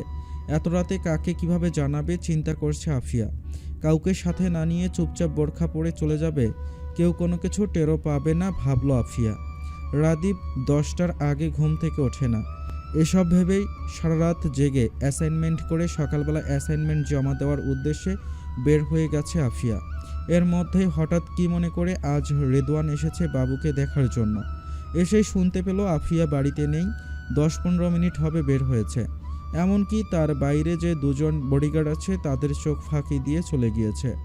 রেদওয়ান সাথে সাথে গার্ডদের বলল, তোমরা কি করছিলে, কেটেছিলে না? আফিয়া ম্যাম কিভাবে বাইরে গেল আমাকে জানালে না কেন? অ্যাটলিস্ট ওর সাথে তোমরা তো যেতে পারতে। গার্ডদের মধ্যে একজন রেদওয়ানকে জানালো, আসলে স্যার, এত সকালে আমরা ডিউটিতে জয়েন করিনি। ভেবেছিলাম ম্যাডাম ঘুমাচ্ছে, 8টার দিকে আমরা ডিউটিতে জয়েন করি। ম্যাডাম আজকে 7টার মধ্যেই ভার্সিটির উদ্দেশ্যে চলে গিয়েছে। ফোন রেখে রাগে গজগজ করতে করতে লাগলো রেদওয়ান। এতদিনের সব প্ল্যান সব ভেস্তে গেল আফিয়া। যাওয়ার আগে একবার আমাকে ফোন করে যেতে পারতে। মনে মনে ভাবলো রেদওয়ান সাথে সাথে গার্ডদের ফোন দিয়ে বলল, তোমরা ভার্সিটিতে যাও, আমি তোমাদের পিছনে আসছি। ফোন রেখেই রেদওয়ান ফোন দিল আমিরকে। আমির মাত্র অফিসে গিয়েছিল। রেদওয়ান ফোনে বলল, আফিয়া সবাইকে না বলে ভার্সিটি গিয়েছে অ্যাসাইনমেন্ট জমা দেওয়ার জন্য। আমার কোনো কিছু ভালো লাগছে না। গত কয়েকদিন রাদিফের গতিবিধি আমি ভালো দেখিনি। আমার মনে হয় ভার্সিটি যাওয়া উচিত। আমির অবাক হয়ে গেল, কারণ আমিরের জানা নেই আফিয়া ভার্সিটি গিয়েছে। তাই বলল, ঠিক আছে ভাইয়া, আপনি ভার্সিটির দিকে আসুন, আমি অফিস থেকে বের হচ্ছে। বলেই ফোন রেখে আমির অফিস থেকে ছুটি নিয়ে বের হয়ে গেল। ভার্সিটির সামনে আসতেই রেদওয়ান দেখল ভার্সিটির সামনে অনেক বড় একটা জটলা বেঁধে আছে। ভিড় ঠেলে কোনোমতে সামনে গিয়ে দেখল গার্ডরা আফিয়াকে ধরে দাঁড়িয়ে আছে। একটা গাড়ি এসে অ্যাক্সিডেন্ট করার জন্য ধাক্কা মেরেছিল, কিন্তু ভাগ্য সহায় ছিল, বডিগার্ডরা সাথে সাথে এসে পৌঁছে যায় এবং আফিয়ার বেশি ক্ষতি হয়নি, তাই পায়ে চোট পেয়েছে। তবে এই পায়ের জন্য বেশ কিছুদিন ভুগতে হবে। রেদওয়ান সাথে সাথে গার্ডদের হাত থেকে আফিয়ার হাত ধরে আফিয়াকে ধরে মাত্র দাঁড়িয়েছে। আফিয়া ভয়ার্থর দৃষ্টি নিয়ে চট করে তাকালো রেদওয়ানের দিকে। রেদওয়ান বলল, কেমন লাগছে এখন? বেশি আঘাত পেয়েছ? দেখি অনেক রক্ত বের হচ্ছে। আফিয়া ভয়ে ভয়ে বলল, না, খুব বেশি আঘাত পাইনি। রেদওয়ান বুঝতে পারলো আফিয়া ভয় পাচ্ছে, তাই না বলে বের হওয়ার কথাটা চেপে গেল রেদওয়ান। তারপর বলল, চলো হসপিটালে যেতে হবে, ড্রেসিং করাতে হবে। বেশ চোট পেয়েছ, না বললে হবে নাকি? ইতোমধ্যে আমিরও এসে পৌঁছে গিয়েছে। আমির এসে সাথে সাথেই জটলা ভেঙে ভেতরে ঢুকে দেখলো রেদওয়ান আফিয়াকে ধরে আস্তে আস্তে হেঁটে হেঁটে আসছে। আমির সামনে এসে জিজ্ঞেস করবে, ঠিক এমন সময় আফিয়া আর হাঁটতে না পারায় রেদওয়ান আফিয়াকে কোলে তুলে নিল। আমির আর সামনে এগুলো না।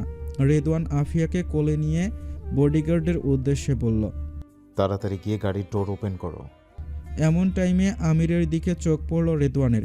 ইতস্তত বোধ করলেও এই মুহূর্তে আসলে কিছু করার নেই। আমিরকে রেদওয়ান বলল, এসো, গাড়িতে হসপিটালে যেতে হবে। পায়ে বেশ চোট পেয়েছে, যদিও আফিয়া না করছে, কিন্তু বেশ রক্ত পড়ছে। আফিয়া লজ্জায় এবং আমিরের ভয়ে কিছুই বলতে পারছে না।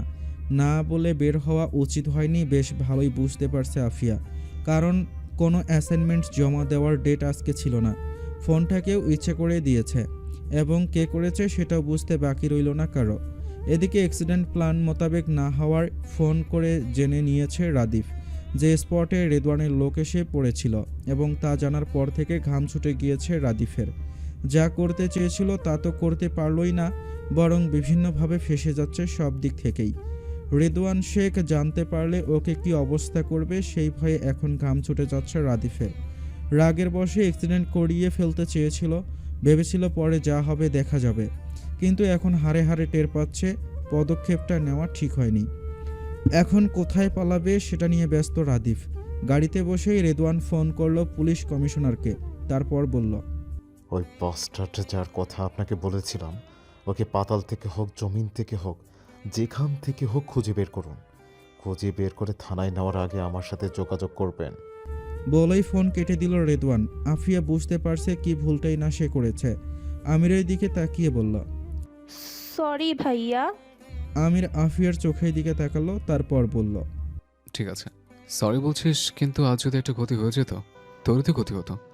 কি হতো তখন বলতো? এখন কষ্টটা তো তুই পাচ্ছিস। আফিয়াকে হসপিটালে এনে পায়ের ড্রেসিং করানো হয়েছে এমার্জেন্সি ওয়ার্ডে নিয়ে।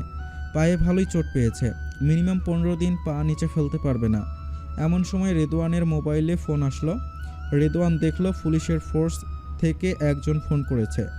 রেদওয়ান একটু বাইরে গিয়ে ফোন রিসিভ করে বলল। কি খবর? কোনো নিউজ পেলে? জি ভাই, রাফিদকে পাওয়া গিয়েছে, একটা ক্লাবে আছে। এখন আমরা কি করব, আপনার জন্য অপেক্ষা করছি। রেদওয়ান বলল। ওকে ধরো, আমি আসছি, তবে থানায় নিয়ে যেতে হবে না। আমার পাঠানো লোকেশনে নিয়ে আসো। বলেই ফোন কেটে ডক্টরের চেম্বারে আসলো রেদওয়ান। এসে দেখলো ব্যান্ডেজ করা হয়ে গিয়েছে। তারপর আমিরের দিকে তাকিয়ে বলল। আমির, যদি কিছু মনে না করো, গাড়ি নিয়ে আফিয়ার সাথে তুমি বাসায় চলে যাও। আমার একটা জরুরি কাজ আছে, আমাকে এখনই যেতে হবে। আমির ভ্রু কুঁচকে তাকালো রেদওয়ানের দিকে। হঠাৎ এই মুহূর্তে জরুরি কাজ? তারপর বলল।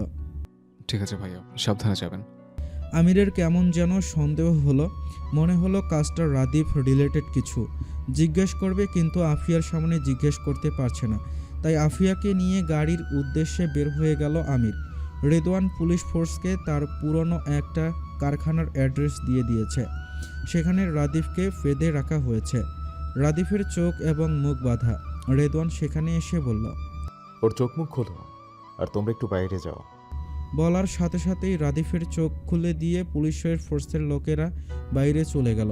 মাঝে মধ্যে রেদওয়ানের জন্য বিভিন্ন সময় বিভিন্ন কাজ করে এই লোকেরা, তবে তা ফ্রিতে নয়, অবশ্যই মোটা অঙ্কের টাকা নেয়। আজও নেবে, তার কোনো সন্দেহ নেই। রাদীপের চোখ মুখ খোলা হলেই সামনে দেখল রেদওয়ানকে। রাদীপের ভয়ে মুখ গলা যেন শুকিয়ে গেল, শুকনো ঢোক গিলছে বারবার।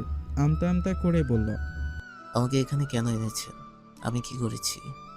রেদওয়ান বলল। এখনই জানতে পারবে কি করেছ। আনোয়ার, আমার অফিসের রুম থেকে হকি স্টিকটা দে। ওর পায়ের বেশ গতি বেড়েছে, পায়ের গতিটা কিছুটা স্লো করে দে, তারপর বলবো কি করেছে। হকি স্টিকের কথা শুনেই রাদীপ বলল। এরকম করছেন কেন? আপনি কিন্তু অসভ্যতামি করছেন। আপনি কিন্তু আমাদের আত্মীয় হন, আর আমার সাথে এসব করার অধিকার আপনাকে কে দিয়েছে? আপনি আমির ভাই হলেও বুঝতে পারতাম, আফিয়ার ভাই হিসেবে এসব করছেন। এখন কি হিসেবে করছেন? জানতে চাইল রাদীপ। রেদওয়ান এক মুহূর্ত থামল, থেমেই রাদীপের চোখে চোখ রেখে বলল। আমিরের ফ্যামিলি মানে আমার ফ্যামিলি, কারণ সেই ফ্যামিলিতে আমি আমার বোন বিয়ে দিয়েছি। যে ফ্যামিলি আমার বোনের, সেই ফ্যামিলির একটা কুকুরও আমি সম্মান করব। সেখানে আফিয়া তো আমার বোনের ননদ। আমরা তোদের মতো নয়, নিজেরটা নিজের মনে করি আর অন্যেরটা অন্যের মনে করি। যার সাথে আমার সম্পর্ক হয়েছে তার সাথে আমার সম্পর্ক সারা জীবন থাকবে। যে ফ্যামিলিতে বোনের বিয়ে দিয়েছি, সেই ফ্যামিলিতে বোনের এবং বোনের পরিবারের সুরক্ষা দেওয়া বড় ভাই হিসেবে এটা আমার দায়িত্ব। ওরা যেমন নিঃস্বার্থভাবে মানুষকে ভালোবাসতে জানে, আমিও সেই ভালোবাসার প্রতিদান দিতে জানি। এবার রেদওয়ান হাতে হকি স্টিক নিয়ে জানতে চাইল। আফিয়াকে ফোন করেছিস কেন? অ্যাসাইনমেন্ট জমা দেওয়ার নাম করে এবং ওর উপরে গাড়ি চালিয়েছিস কেন? রাদীপ ভয়ে ভয়ে বলল। আমি এসব করিনি, মিথ্যা কথা, মিথ্যা অভিযোগ আমার উপরে। রেদওয়ান আর একটা কথাও বলল না। হকি স্টিক দিয়ে একটি বাড়ি মারল রাদীপের পায়ে। রাদীপ চিৎকার করে উঠল এবং সাথে সাথে বলে উঠল। বলছি, সব কিছু খুলে বলছি। তারপর রাদীপ একে একে সব ঘটনা খুলে বলল। বলার পর রেদওয়ান বলল। আমি তোকে এখানে মারতে নিয়ে আসিনি, তবে পায়ে বাড়িটা মারতাম। যতটুকু কষ্ট আফিয়ার হয়েছে, ততটুকু কষ্ট তোর হওয়া উচিত ছিল। এরপর পুলিশদের লোকেদেরকে বলল। ওর বয়ান নিয়ে এমন এমন ধরা দিন যেন 10 বছর আগে যেন জেল থেকে বের হতে না পারে। পুলিশের লোক রাদীপের বয়ান নেওয়া শুরু করলো। রেদওয়ান কি মনে করে যেন ফোন করলো আমিরের নাম্বারে। আমির আফিয়ার সাথী ছিল, বাড়িতে বসে কথা বলছিল, ঔষধ বুঝিয়ে দিচ্ছিল। এমন সময় রেদওয়ানের ফোন দেখে আমির ফোন রিসিভ করলো। রেদওয়ান বলল। রাদীপ সব স্বীকার করেছে। ও কিভাবে আফিয়াকে মিথ্যা কথা বলে বাড়ি থেকে নিয়ে এসেছে, কিভাবে অ্যাক্সিডেন্ট করিয়ে মারতে চেয়েছিল, সব। ওকে পুলিশ ধরে নিয়ে যাবে। মিনিমাম 5 থেকে 10 বছরে জেল হবে। এখন রইল আফিয়ার কথা। আফিয়াকে জিজ্ঞেস করো ও কি রাদিফের সাথে সংসার করবে। যদি না করে তাহলে এই মুহূর্তে ডিভোর্স পেপারে সাইন করিয়ে রাখবে। এখন সিদ্ধান্ত তোমাদের। 5 মিনিট চিন্তা ভাবনা করে আমাকে জানাও। আমির ফোন রেখে আফিয়াকে বলল, তুই কি রাদীপের সাথে এরপর সংসার করতে চাস বা ওকে সুযোগ দিয়ে দেখতে চাস? আফিয়ার বুক ভেঙে কান্না আসলো। যে লোকের সাথে এই কয় বছর সংসার করলো, যে ওর সন্তানের পিতা, সেই লোক ওকে অ্যাক্সিডেন্ট করিয়ে মারতে চেয়েছে। এত রাগ, এত ক্ষোভ ওর ওপরে। তারপর আমিরের চোখের দিকে তাকিয়ে বলল, না ভাইয়া, যেখানে বিশ্বাস, ভালোবাসা, সম্মান নেই সেখানে আর সংসার হবে না। তুমি না করে দাও। আমির আফিয়ার মাথায় হাত রেখে বোনকে সান্ত্বনা দিয়ে বলল, আচ্ছা ঠিক আছে, কান্না করিস না। যা হবে যা হয় আল্লাহ সব ভালোর জন্যই করেন। তারপর উঠে গিয়ে ফোন করলো রেদওয়ানের নাম্বারে, বলল, ডিভোর্স পেপারে সাইন করিয়ে রাখুন ভাইয়া, আফিয়া সংসার করবে না। কথাটা শুনে রেদওয়ান ফোন রেখে দিল। তারপর লোক পাঠিয়ে একটা ডিভোর্স পেপার রেডি করলো। ডিভোর্স পেপার রেডি করিয়ে এনে বলল, নে সাইন কর, তোর সাথে সংসার করবে না আফিয়া। এবং আরেকটা পেপার বের করে বলল, এখানে তোর মেয়ের গার্ডিয়ানশিপ আছে, যেখানে তুই নিজে লিখিত দিবি। এই মেয়ের গার্ডিয়ানশিপ শুধুমাত্র আফিয়া পাবে। এই নিয়ে ভবিষ্যতে তুই কোনো ঝামেলা করবি না। গত দুদিন রেদওয়ান ব্যস্ততার জন্য আমিরদের বাড়িতে আসতে পারেনি। আজ রাদিফকে কোর্টে ওঠানোর ডেট। আমির এবং রেদওয়ান দুইজন কোর্টের বাইরে অপেক্ষা করছে। উকিল জানিয়ে বলল, সর্বনিম্ন 10 বছরের জেল হবে রাফিদের এবং অর্থ জরিমানাও হতে পারে। যেহেতু ইচ্ছাকৃতভাবে নিজের স্ত্রীকে হত্যার চেষ্টা করেছে এবং বয়ান দিয়েছে, তাই বাঁচার কোনো উপায় নেই। আমির এবং রেদওয়ান শুনে কৃতজ্ঞতার হাসি আসলো। তারপর বলল, যেভাবে ভালো হয় সেভাবেই করুন। শাস্তি অবশ্যই হওয়া চাই রাদীফের। কোর্টের রায় দেওয়া হলো 10 বছরের জেল এবং 50,000 টাকা জরিমানা করা হলো রাদিফকে। রেদওয়ান আমিরের দিকে তাকিয়ে বলল, আফিয়ার আর কোনো টেনশন নেই। নিরাপদে যেখানে ইচ্ছে সেখানে যেতে পারবে। এখন পড়ালেখা কন্টিনিউ করতে পারবে, নিজের পায়ে দাঁড়াতে পারবে। আমির রেদওয়ানের দিকে তাকিয়ে বলল, ভাইয়া, আপনি যা করলেন আফিয়ার জন্য, আপনার কাছে চিরঋণী হয়ে থাকলাম আমরা। রেদওয়ান বলল, আমি যা করেছি তা খুবই সামান্য। আফিয়া আমার জন্য যা করেছে তা আমি হয়তো শরীরের রক্ত দিয়ে কোনোদিন শোধ করতে পারবো না। আর তোমার মতো ভাই সবার ঘরে থাকলে কোনো বোনেরই চিন্তা থাকবে না। তুমি যেভাবে এক বাক্যে বলে দিয়েছ, এরকম ফ্যামিলিতে তোমার বোন সংসার করবে না। তুমি বোনকে শিক্ষিত করবে এবং নিজের পায়ে দাঁড়াতে সাহায্য করবে, তার অনুকরণীয়। ঘরে ঘরে যদি তোমার মতো ভাই থাকতো তাহলে কোনো বোনের কষ্ট হতো না। রেদওয়ান উকিলের কাছ থেকে কাগজ 2টা নিয়ে আমিরের হাতে দিল। তারপর বলল, এই নাও, আফিয়াকে দিয়ে দেবে। আমির বলল, না ভাইয়া, এই 2টা আপনি নিজের হাতে দেবেন। এই 2টা আপনি ওর জন্য তৈরি করেছেন, তাই আজ সন্ধে এসে আপনি নিজের হাতে এটা আফিয়ার হাতে উপহার হিসেবে দেবেন। ছেলের সাথে দেখা করবেন, সাথে কায়নাতের সাথেও দেখা করবেন। রাতে আমাদের সাথে ডিনার করে তবেই বাড়ি ফিরবেন। রেদওয়ান শেখ মৃদু হেসে বলল, আচ্ছা, আমার সব কিছু তো তোমাদের বাসায়, যাওয়া ছাড়া আর উপায় কি? আমিরের সাথে রেদওয়ান 8টা নাগাদ বাসায় পৌঁছালো। পৌঁছে সবার সাথে কুশলাদি বিনিময় করলো। সেলিনা বেগম বললেন, বাবা, আমার জন্য যা করলে তুমি, আমি কোনোদিনও এই ঋণ শোধ করতে পারবো না। রেদওয়ান বলল, আন্টি কি বলছেন এসব? আপনি আমার মায়ের মতো। আমি আপনার জন্য করব না তো কাদের জন্য করব? এই বাড়িতে আমার বোন আছে। এ বাড়ির ভালো মন্দ আমির যতখানি দেখবে আমারও দেখতে হবে। কিছুক্ষণ কথাবার্তা বলে দেখলো আফিয়া, ছোট্ট রিজওয়ান এবং আমির অরিনের সাথে উপরে। সেলিনা বেগম ও আমিরের কাছ থেকে অনুমতি নিয়ে রেদওয়ান ওপরে গেল। দরজা নক করার শব্দে ততস্থ হলো আফিয়া। রিজওয়ান ও অরিনকে দুপাশে নিয়ে শুয়েছিল একটু। উঠে বসে বলল, কে? দরজা খোলা আছে, ভিতরে আসো। এদিকে আমির ও কায়নাত সভান শেখ ও কায়নাতের মাকেও ফোন করে নিমন্ত্রণ জানালো। ওনারাও সাদরে নিমন্ত্রণ গ্রহণ করলো এবং তাদের মনে কিছু একটা কথা ছিল যা তারা পরিবারের সবার সামনে বলতে চায়। ভাবলো এই সুযোগ এইভাবেই সবার সামনে কথাটা উপস্থাপন করতে পারবে। রেদওয়ান হালকা একটু কাশি দিয়ে ঘরে ঢুকলো। দেখলো অরিন এবং রিজওয়ানকে দুপাশে নিয়ে ঘুমিয়ে আসছিল আফিয়া। সুন্দর করে ঘোমটা দিয়ে উঠে বসল। রেদওয়ানের উদ্দেশ্যে বলল, ভালো আছেন? কখন এসেছেন? রেদওয়ান একটু ইতস্তত বোধ করলো। এভাবে একটা মেয়ের ঘরে প্রাইভেটলি ঢুকে পড়ায় হয়তো ঠিক হয়নি, তাই কথা না বাড়িয়ে বলল, এসেছিলাম বাবুকে দেখতে। বাবু তো ঘুমাচ্ছে, আর তোমার জন্য একটা জিনিস নিয়ে এসেছিলাম। আফিয়া অবাক হয়ে জানতে চাইল। আমার জন্য কি জিনিস? রেদওয়ান বলল, এই দুটো পেপার নিজে খুলে দেখো। একটা তোমার মুক্তির পথ, আর একটা তোমার মাতৃত্বের সবচেয়ে বড় উপহার। আফিয়া হাতে কাগজ দুটো নিয়ে খুলে দেখল, তারপর চোখ দিয়ে টুপটুপ করে কয়েক ফোঁটা পানি ছড়ল। রেদওয়ানের কেন যেন বুকটা মোচড় দিয়ে উঠল আফিয়ার কান্না করা দেখে। রেদওয়ান বলল, মন খারাপ করো না প্লিজ, তোমার ঘুরে দাঁড়াতে হবে, নিজের পায়ে দাঁড়াবে। এদিকে ফোনে কথা বলার সাথে সাথেই কায়নাথের মাথাটা হঠাৎ ঘুরে উঠল। আমির ফোন রেখে সাথে সাথে সেলিনা বেগমকে ডাক দিলেন। সেলিনা বেগম আমিরের ডাক পেয়ে সাথে সাথেই উঠে এলেন। দেখলেন কায়নাথ জ্ঞান হারিয়ে বিছানায় লুটিয়ে পড়ে আছে। রেদওয়ানও ছুটে এলো, আফিয়াও এলো, বাবুরা ঘুমাচ্ছে তাই।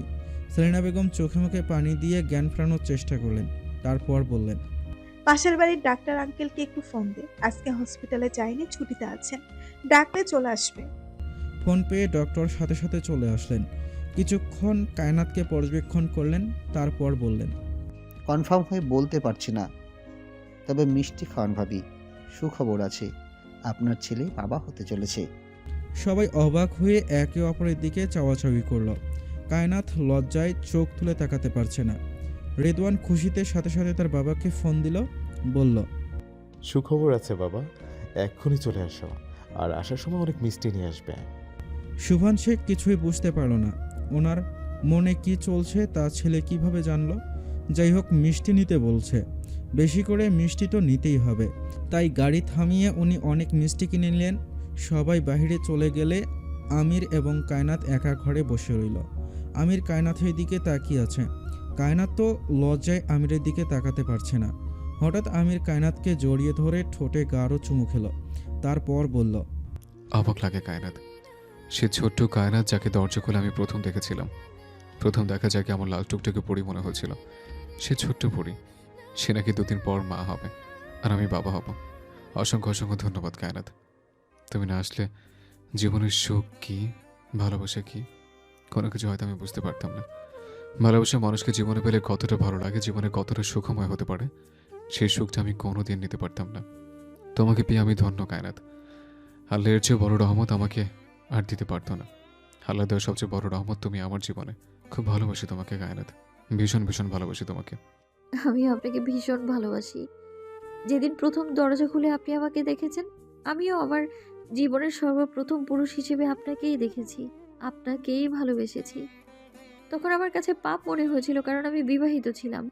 স্বামীকে দেখার আগে আমি আপনাকে দেখেছিলাম। তো এখন বুঝি আল্লাহ হয়তো আমার নসিবে এটাই লিখে রেখেছিল। আপনাকে পেয়ে আমার জীবনের সমস্ত চাওয়া পাওয়া পূর্ণ হয়ে গিয়েছে। এই জীবনে আমার চাওয়ার আর কিছুই নেই।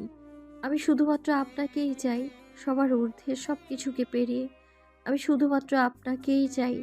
আমি আপনাকে ভীষণ ভালোবাসি, অসম্ভব রকম ভালোবাসি আমি আপনাকে। আমির কায়নাতকে জড়িয়ে ধরে কপালে চুমু খেয়ে বলল, আই লাভ ইউ জান। ওদিকে মিষ্টি নিয়ে হাজির সোভান শেখ। জানে না মিষ্টি আনার কারণ। উনি এসেই সেলিনা বেগমকে বললেন, আজ আমি আপনাদের কাছে একটা জিনিস চাইবো বেন, না করতে পারবেন না কিন্তু। সেলিনা বেগম বললেন, অবশ্যই, যা চাইবেন তাই দিব বিয়াই। এমন খুশির একটা দিনে আপনাকে খালি হাতে ফেরাবো ভাবলেন কি করে? বিয়াই, আগে বসুন, মিষ্টি মুখ করুন, মনে করেন যা চেয়েছেন তা পেয়ে গেছেন। সোভান শেখ বললেন, কথা দিচ্ছেন তো খালি হাতে ফেরাবেন না? তাহলে দিন, মিষ্টিমুখ করছি আগেই। কায়নাতের মার মুখে মিষ্টি দিয়ে বলল, বিয়াই, আপনিও মিষ্টি খান, দাদি তো আগেই হয়েছেন, এবার নানি হবে, ডাবল মিষ্টি খান। কথাটা শুনেই কায়নাতের মা ও বাবা একে অপরের চোখে চাওয়াচাওয়ি করল। খুশিতে তাদের যেন আর ইয়াত্তা নেই, কি করবে ভেবে কুল পাচ্ছে না। রিদওয়ান খুশিতে বাবাকে জড়িয়ে ধরে বলল, কংগ্রেচুলেশন বাবা, তুমি নানু হতে চলেছ। শোভান শেখ এবং কায়নাতের মা সবাইকে নিয়ে ওপরে গেলেন কায়নাতের সাথে দেখা করার জন্য। কায়নাতকে জড়িয়ে ধরে শোভান শেখ বললেন, সুখী হও মা, অনেক সুখী হও। তোমাকে এভাবে পরিপূর্ণ ও সুখী দেখতে পেয়ে আমার যে কি ভালো লাগছে আমি বলে বোঝাতে পারবো না। তারপর আমিরকে জড়িয়ে ধরে বললেন, অসংখ্য ধন্যবাদ বাবা, আমার মেয়ের জীবন সাথী হিসেবে তুমি এসেছো, এজন্য অসংখ্য ধন্যবাদ তোমাকে। শোভান শেখ এরপর আমতা আমতা করে আমিরের হাত ছেড়ে আমিরের মার কাছে গিয়ে বললেন, বিয়ান, আমি নিচে আপনাকে একটা কথা বলেছিলাম, আপনার কাছে একটা জিনিস চাইবো। আপনি আমাকে খালি হাতে ফেরাবেন না কথা দিয়েছেন, মনে আছে তো? এই খুশির দিনে আপনি আমাকে ফেরাতে পারবেন না। সেলিনা বেগম বললেন, কি বলেন বেয়াই? আপনি আমার কাছে একটা জিনিস চাইবেন, সেটা যদি আমার হাতে থাকে আমি আপনাকে অবশ্যই দিব, একটু ইতস্তত বোধ করব না। আর আজকে খুশির দিন, যা চাইবেন তাই পাবেন, বলুন কি চান। শোভান শেখ আফিয়ার হাত ধরে বললেন। আমি আপনার কাছ থেকে আপনার মেয়েকে ভিক্ষা চাইছি বিয়ান, প্লিজ না করবেন না। সবাই এক মুহূর্তের জন্য চুপ হয়ে গেল। রেদওয়ান সাথে সাথে বলল, বাবা কি বলছো এসব? এরকম তো কোনো কথা ছিল না আমাদের সাথে। কায়নাথের মা বলল। তুমি চুপ করো রেদওয়ান, বড়দের কথা বলতে দাও। আফিয়া অবাক হয়ে তাকালো শোভান শেখের দিকে, তারপর রেদওয়ানের দিকে। রেদওয়ান চোখ নিচে নামিয়ে ফেলল। রেদওয়ান লজ্জা পাচ্ছে। আসলে এরকম ধরনের কোনো চিন্তাভাবনা কখনো রেদওয়ানের মনের মধ্যে আসেনি। তার বাবা কিভাবে এই কথা বলল? কেউ কিছু বলবে তার আগেই সেলিনা বেগম বলল, মঞ্জুর, আপনি চেয়েছেন আমি আফিয়াকে আপনার হাতে তুলে দিলাম।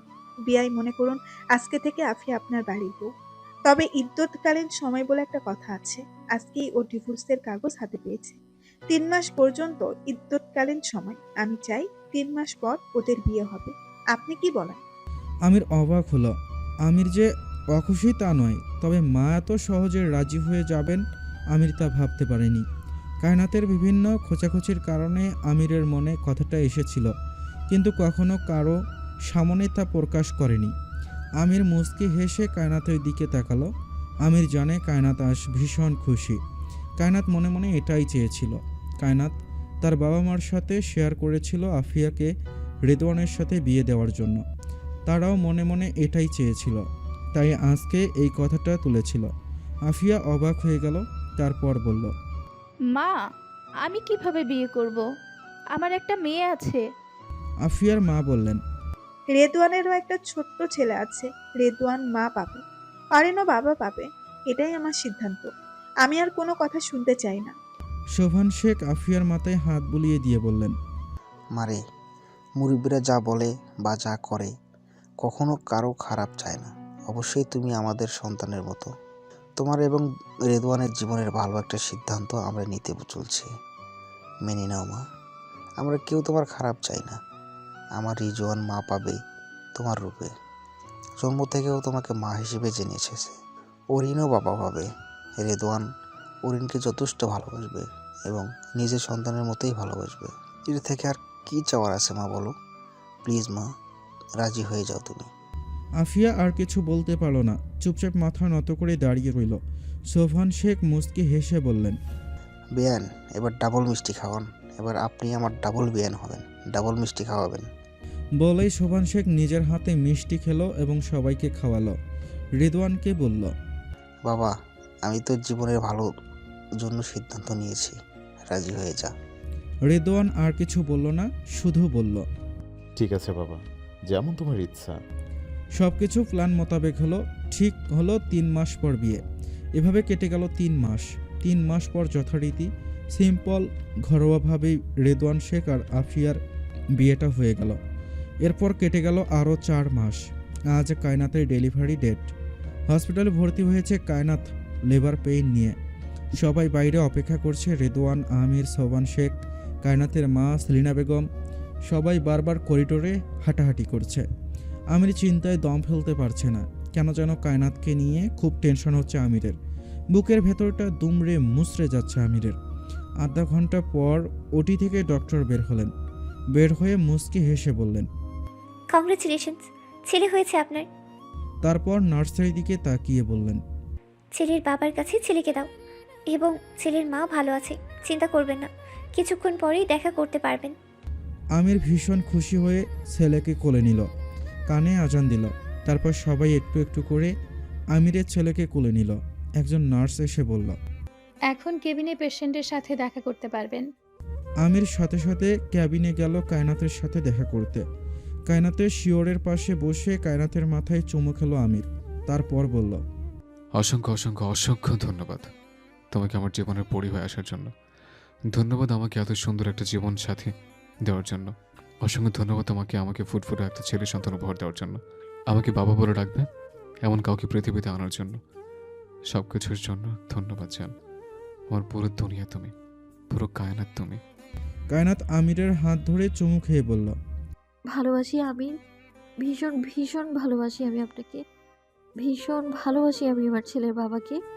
অসংখ্য অসংখ্য অসংখ্য ধন্যবাদ আপনাকে, আপনার মতোই দেখতে একটা ফুটফুটে পুচকুসোরা উপহার দেওয়ার জন্য আমায়। আমির ঠোঁট প্রশস্ত করে হেসে উষ্ণ ঠোঁটের স্পর্শ রেখে দিল কায়নাতের কপালে। হ্যালো বন্ধুরা, কায়নাত এবং আমিরের গল্পটি এ পর্যন্তই ছিল। তাদের তো গল্প চলতেই থাকবে, কিন্তু আমাদের গল্পটি এ পর্যন্তই ছিল। যাদের কাছে গল্পটি ভালো লেগেছে অবশ্যই চ্যানেলটিতে নতুন হলে অবশ্যই সাবস্ক্রাইব করবেন, সেই সাথে গল্পটি ভালো লাগলে শেয়ার করবেন বন্ধুদের সঙ্গে। ধন্যবাদ সবাইকে, আল্লাহ হাফিজ।